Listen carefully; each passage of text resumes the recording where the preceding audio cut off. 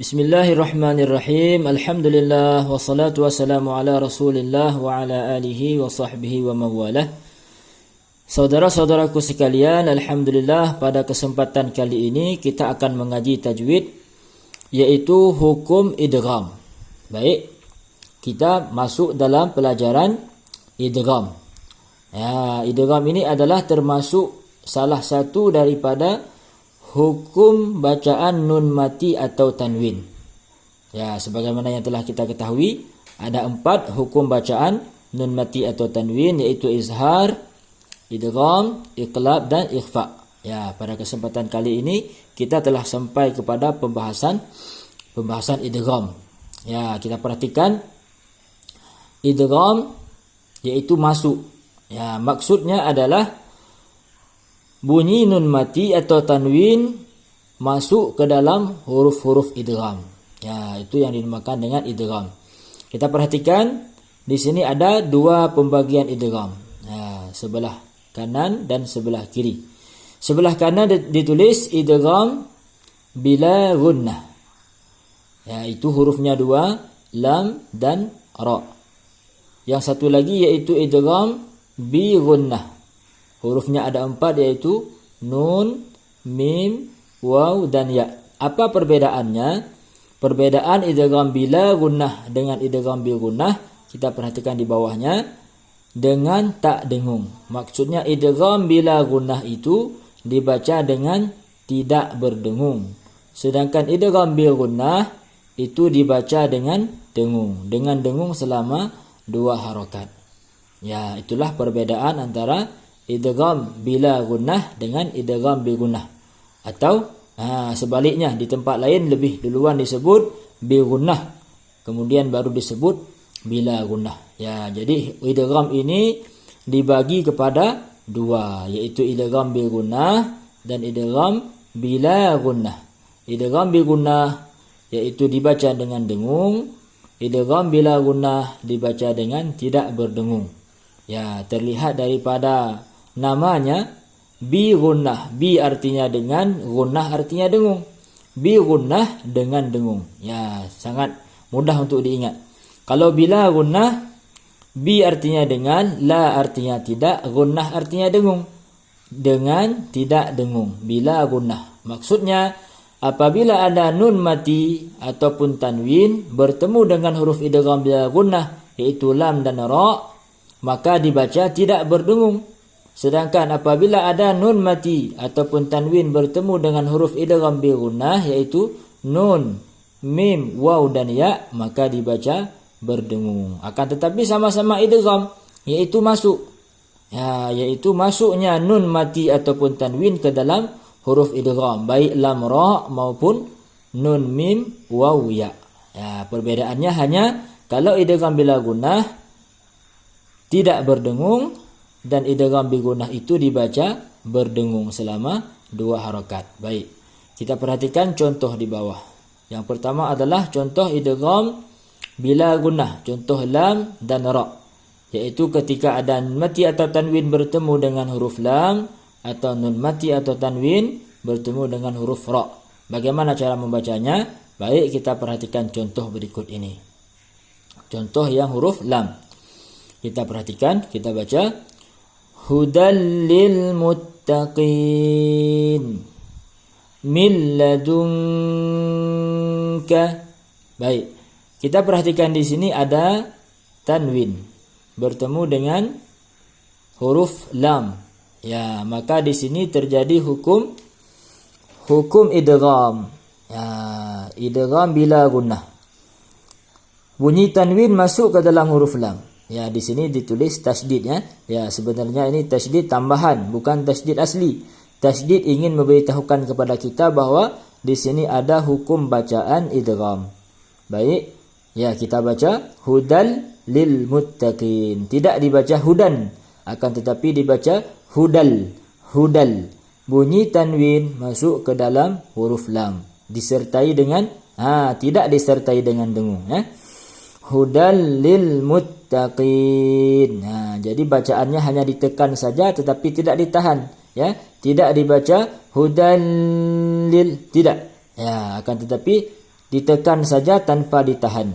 Hudal lil muttaqin. Kemudian contoh yang berikutnya, min ladunka. Ya, ada nun mati bertemu dengan huruf lam, maka ini hukumnya adalah idgham. Idgham apa? Idgham bila gunnah, tidak berdengung. Nun mati bertemu dengan huruf lam, maka bunyi nun mati masuk ke dalam huruf lam. Ya, seakan-akan bunyi nun matinya hilang. Dibaca mil, tidak lagi dibaca min. Ya, karena bunyi nun mati masuk ke dalam huruf lam. Min ladunka. Ya, dung ini dibaca dengung karena hukumnya ikhfa. Ya, ini bukan pembahasan kita sekarang. Ini akan kita bahas nanti ketika ya di pembahasan ikhfa. Ya, sekarang kita fokus pada pembahasan idgham. Baik, kita ulang lagi. Hudal lil muttaqin min ladunka. Ya, jadi terjadilah hukum idgham di dal. Ya, di dal ini. Ya, ini ya ini tidak dibaca. Ya, maka di sini terjadi hukum idgham bila gunnah. Tanwin bertemu lam. Ya, idgham bila gunnah. Kemudian nun mati bertemu dengan lam. Maka di sini adalah idgham bila gunnah. Kemudian contoh yang huruf ra. Ghafurur rahim mir rabbikum. Ya, sama halnya dengan huruf lam tadi. Ya, di sini ada tanwin bertemu dengan huruf ra. Maka bunyi tanwin masuk ke dalam huruf ra tanpa disertai dengan dengung. Ghafurur rahim. Hanya ada tekanan saja. Tekanan karena masuknya tanwin ke dalam huruf ra. Ghafurur rahim. Ya, tanwin bertemu dengan huruf ra, maka ini adalah hukumnya idgham. Idgham bila gunnah, tidak berdengung. Kemudian mir rabbikum, tanwin bertemu dengan huruf ra. Hukum bacaannya adalah idgham bila gunnah. Nun mati bertemu dengan ra. Ya, nun mati masuk ke dalam huruf ra ya, tanpa berdengung. Mir rabbikum. Ya, jangan lupa ditekan. Mir rabbikum. Ya, baik. Inilah contoh daripada idgham bila gunnah. Ya, kemudian kita akan masuk ke dalam contoh idgham bi gunnah. Ya, sekarang adalah idgham yang berdengung. Idgham bi gunnah, idgham yang berdengung. Ada contoh huruf nun, mim, waw dan ya. Ya, kita perhatikan. Contoh yang pertama adalah contoh kepada huruf nun. Contoh huruf nun. Ya, bermakna tanwin ataupun nun mati bertemu dengan huruf nun. Kita baca hittatun naghfir lakum. Ya, hittatun naghfir lakum. Ya, di mana terjadi hukum idgham bi gunnah, yaitu di tun. Ya, di tun ada. Kenapa tun ini idgham bi gunnah? Karena tanwin bertemu dengan huruf nun. Ya, maka di situ terjadi hukum idgham bi gunnah, yaitu disertai dengan dengung. Hittatun naghfir lakum. Ketika kita membaca tun, maka kita tahan, kita tekan.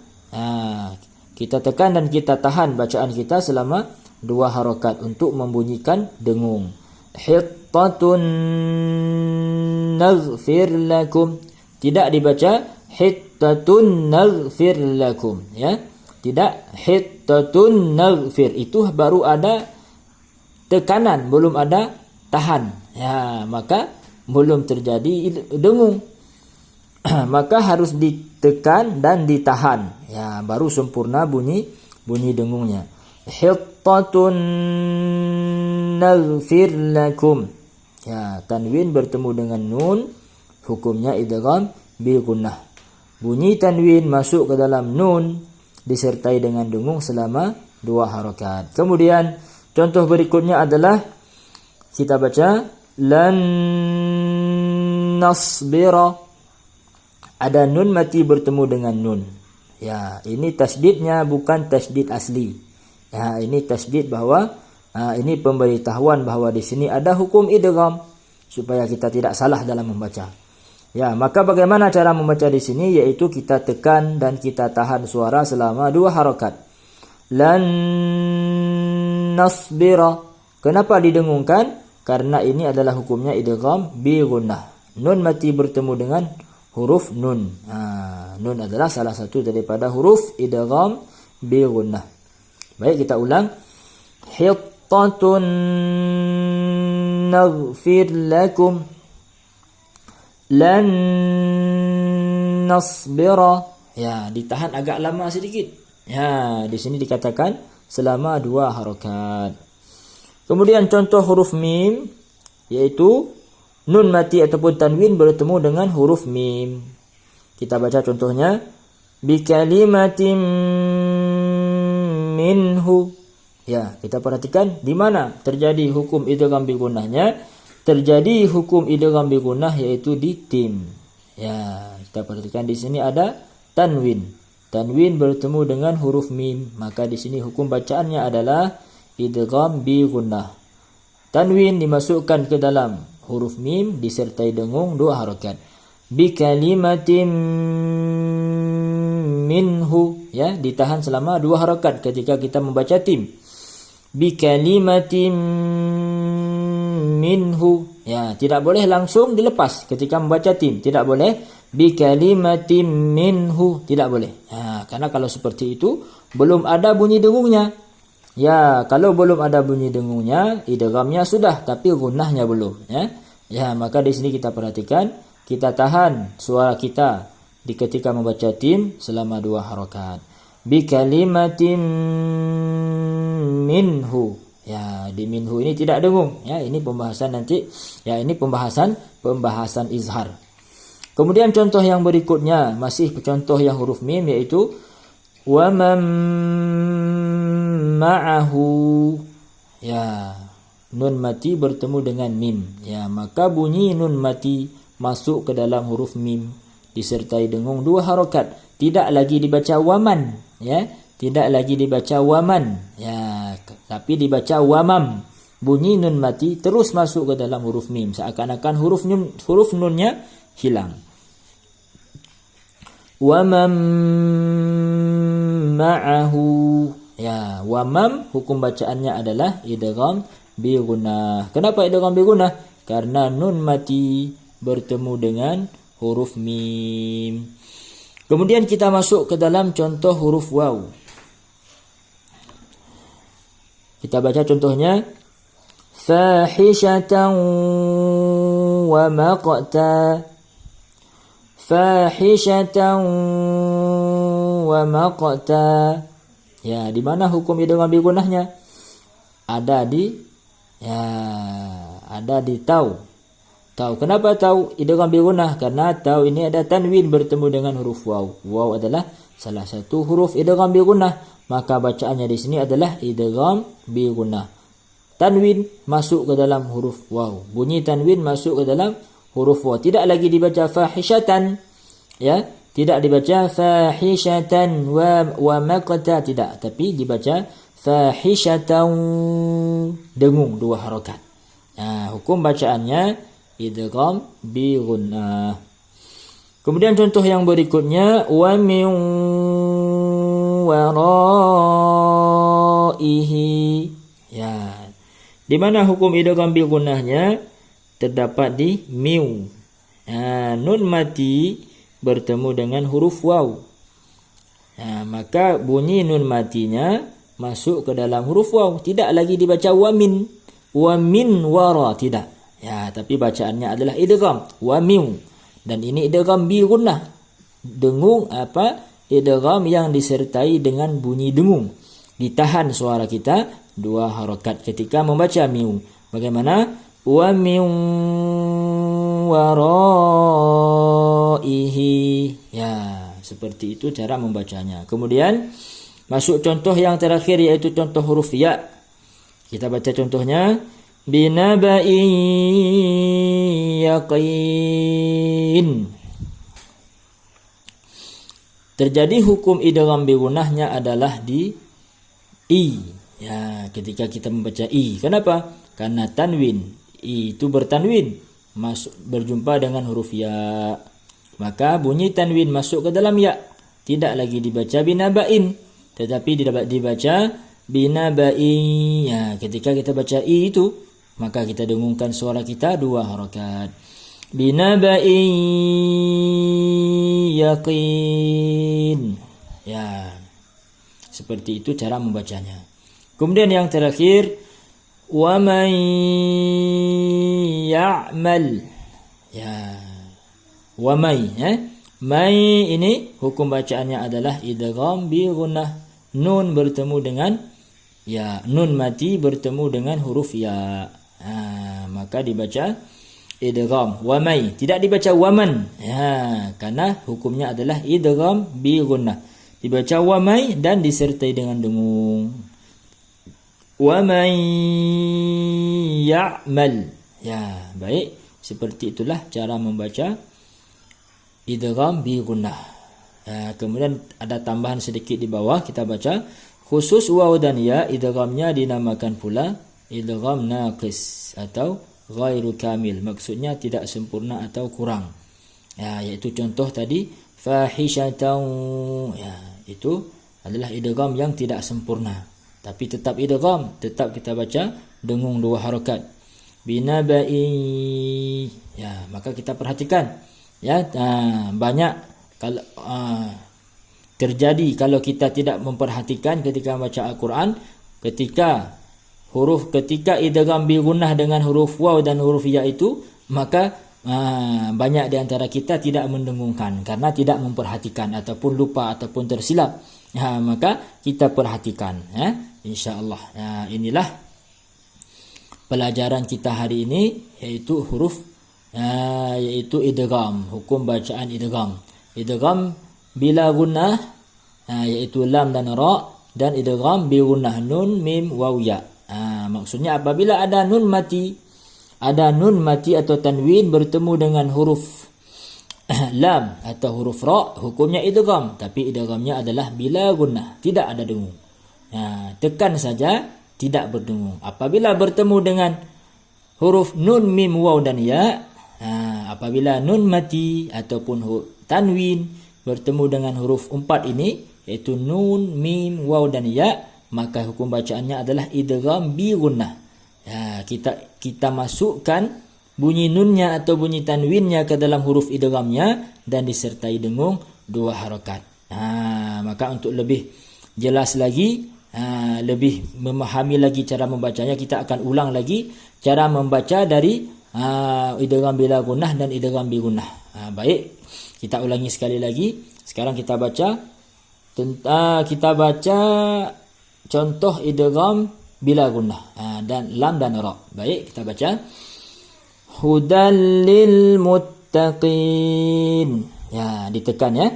Hudal lil muttaqin. Min ladunka. Ya, di milnya ketika kita baca mil kita tekan mil. Ya, kita idghamkan tanpa dengung. Min ladunka. Kemudian Ghafurur Rahim. Ya, ketika kita baca ra, rur, kita tekan Ghafurur Rahim. Kemudian mir rabbikum. Ya, kita tekan ketika membaca mir.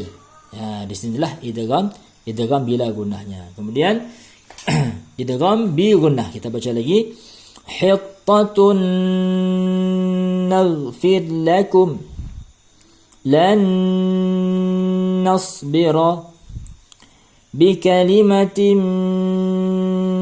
minhu wa man ma'ahu fahishatan wa maqta wa min waraihi binaba'in yaqin wa man ya'mal. Alhamdulillah.